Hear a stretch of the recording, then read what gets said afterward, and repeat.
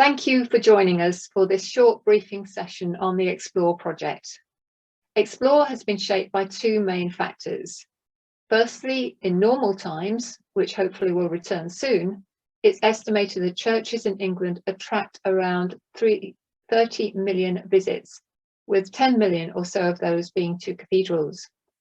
Long-term research our centre has carried out with the Church of England shows clearly that many visitors, both adults and children, are far more open to exploring prayer, reflecting on the meaning and direction of their lives, and engaging spiritually with the Christian faith than we may assume. Visiting a historic church and experiencing its beauty, its peace and holiness can for many people be the first opportunity they've ever had to consider something beyond themselves, begin to think about God, and reflect on where they are on their own life journey. People's focus and experience can change and develop even as they spend time in a building. Secondly, the pressures of COVID-19 have greatly affected mental and physical well-being across all age groups, and the research we've been carrying out on the impact of the pandemic shows that both those inside and outside congregations may rely greatly on church buildings as places of comfort, peace and hope. People are once more seeking out church buildings and valuing access to beautiful, safe spaces in which to find perspective and encouragement in a very unsettled world.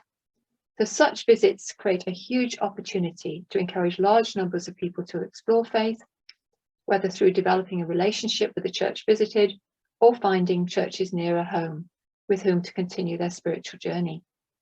However, encouraging those with little or no Christian understanding to explore faith also poses a major challenge to hard-pressed staff and volunteers. So the Explore project offers a really simple way for all churches to provide on-site resources in the form of starter prayer cards and booklets, as well as pathways to further exploration via a linked gateway website. The aim is to support a pathway of learning and experience in which a one-off visit can become the first step to discovering how faith can become part of daily life. We're going to take you through the resources, beginning with the prayer cards. Research shows that many people coming into our churches are willing to try praying and to light candles, but they're often hesitant to pray about their own needs. And the purpose of the prayer cards is to show people that God is interested in their lives and to get them talking to him. The prayers have been written carefully so they use everyday language without being simplistic about the profound truths that they communicate. And the development has been overseen by a team of church leaders, writers and theologians. As you will see, the topics include subjects which have come even more to the fore through COVID. They carry the Explore website address, so anyone who wants to can follow up their interest, and we'll show you that in a moment. All the church needs to do is to put the cards out in quiet spaces and encourage people to use them and take them home. Just put them out and point them out. That's all you need to do, and it is completely safe.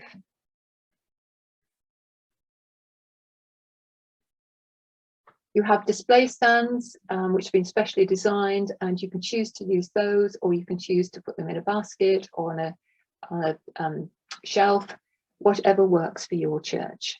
Now Louise is going to take us through the booklets and the website. Thank you, Dee. Accompanying the prayer cards, we have created a series of 6 booklets, which are intentionally very entry level.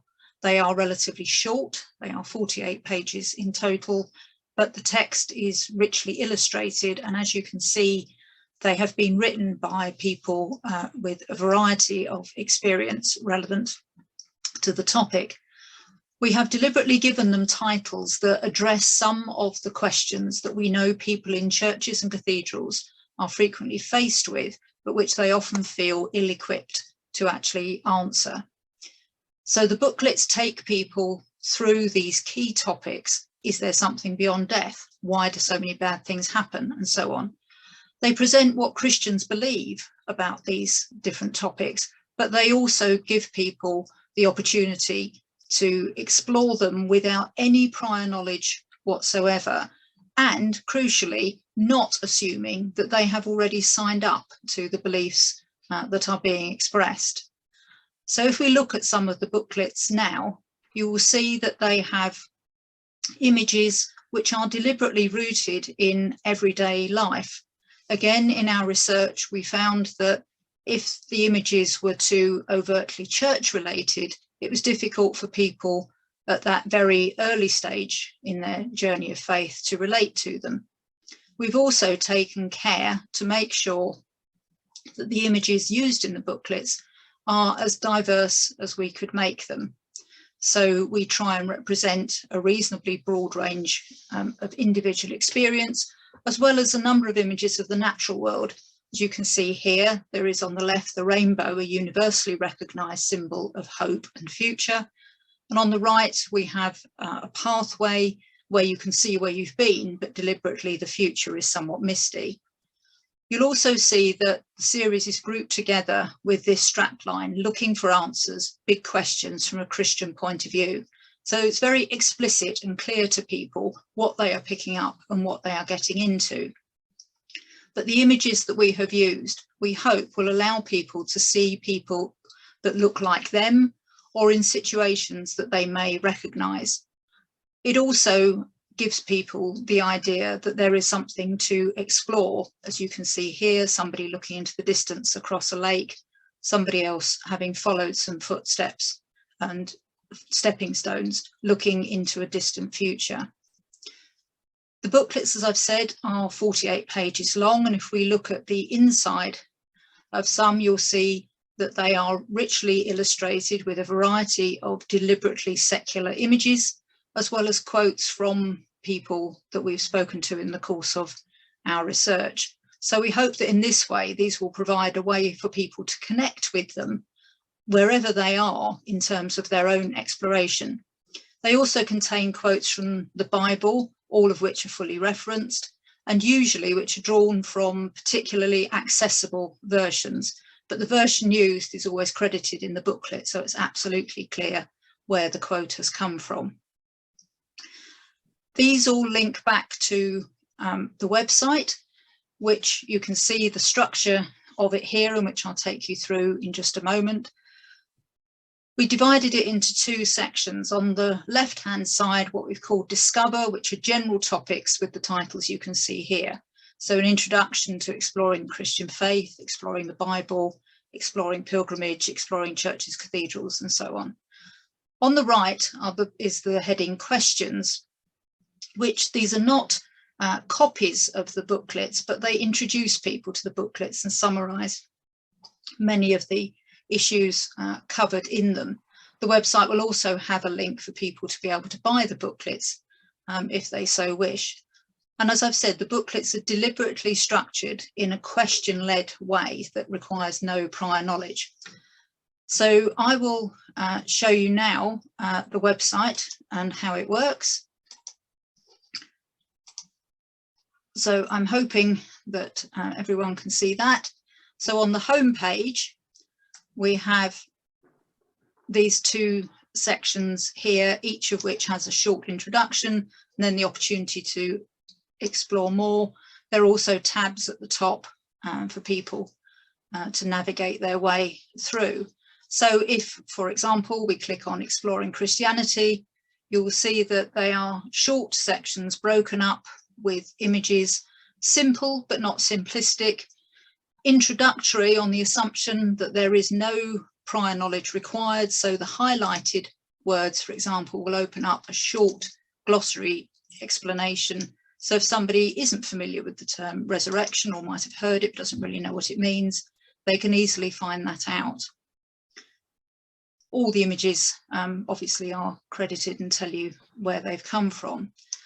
If we look at something like Exploring Faith with Others, you will see that we've given links to key courses that people may wish to go on, but we also have a link to what we call the Come and See page, where we have stored some short introductory videos that will give people a flavour of what they might encounter if they do go to a church for a service, but also some of the other activities that churches and cathedrals are engaged with.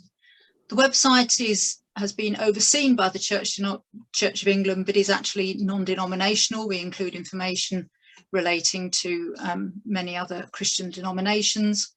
And in terms of churchmanship, it covers everything from very informal family style services through to Book of Common Prayer services. So it's intended to give people that flavour, that sense of what they might encounter. So just to give you an example of one of the videos, this one on families, children and young people, these have been compiled from videos supplied to us by churches and cathedrals around the country. We had originally hoped to do some original filming, but unfortunately COVID made that extremely difficult to organise.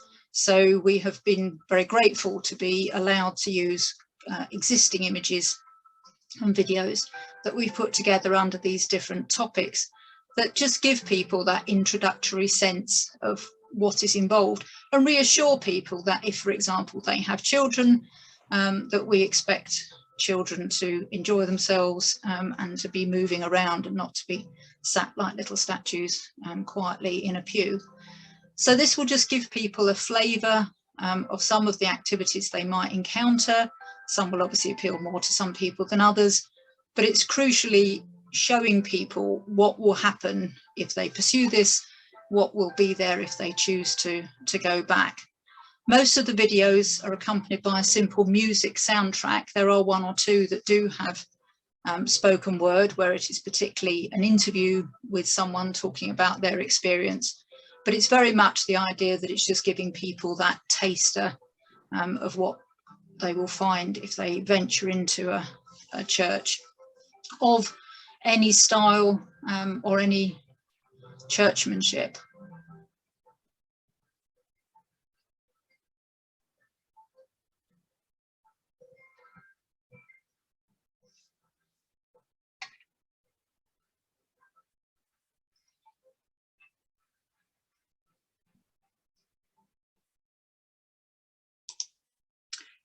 If we just look briefly now at the questions section, this, as I've said, is an introduction to a summary of what you'll find in the booklets, but it is not the actual text, full text of the booklets on the site. We also have a further resources section. This website, and indeed the whole project, is meant to be very much a first step, an introduction that allows people to then explore further. So we've put links that will take people to websites with more information about different denominations, links to group courses they might find helpful, ways of exploring the Bible, exploring pilgrimage, that have opportunities to buy printed materials if they so wish, but also ways to find things on the App Store and to engage. So it's really offering people those routes. What is the next step? This is taking them on to something else. We hope to continue their exploration. So I'll hand you back now to Dee to complete this. Thank you very much indeed, Louise. The project is supported by both archbishops and many other church leaders. And the Bishop of London, who chairs the COVID-19 recovery group for the Church of England, has provided a commendation which you can read here, emphasising both the value and the safety of these resources. The initial supplies of prayer cards and, where appropriate, booklets will be delivered to all the cathedrals, major churches and large London churches which have requested them by the end of March, so they're ready for use from early April onwards. Sample booklets will be included so they can be sold in shops if you have them, or used in other situations. After the launch on April the 4th, any church will be able to apply for starter packs of 120 cards free from CPO, and their address is here, as long as initial stocks last. CPO will be handling distribution and ongoing orders. And following that, prayer cards and booklets will continue to be available from them for a small cost. It will be possible to buy sets of the 12 cards or individual cards. For example, if you are planning a bereavement service, it might be useful to have a quantity of the grieving prayer card to use. Please do look at the Explore website and contact us if you have any questions about receiving or using the resources. Thank you very much for being partners in this project.